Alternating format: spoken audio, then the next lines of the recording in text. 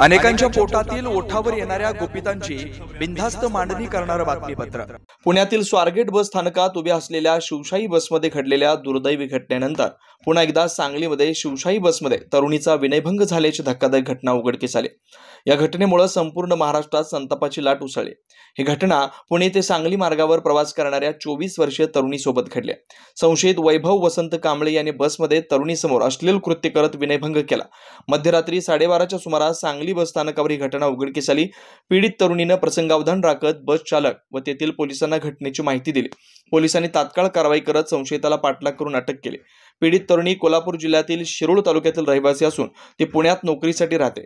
ती स्वारगेट येथून सांगलीकडे जात असताना इस्लामपूर येथे संशयित बसमध्ये चढला आणि तिच्या मागील सीटवर बसला। आष्टा येथे आल्यानंतर त्याने वारंवार खिडकीजवळून पीडितेला स्पर्श करण्याचा प्रयत्न केला आणि अश्लील वर्तन केलं।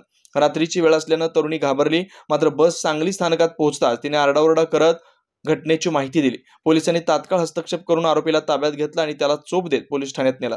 या घटनेने पुन्हा एकदा महिलांच्या सुरक्षेचा मुद्दा ऐरणीवर आला। सार्वजनिक वाहतूक व्यवस्थेत महिलांची सुरक्षितता कशी वाढवता येईल याबाबत प्रशासनाला कठोर पावलं उचलण्याची मागणी होते। पोलिसांनी या प्रकरणी कठोर कारवाई करण्याचं आश्वासन दिलं असून आरोपीवर संबंधित कलमान्वये गुन्हा दाखल करण्यात आलाय। बेधडक निर्भीड बिनधास्त मांडणी करणारा खबऱ्या लाईव्ह।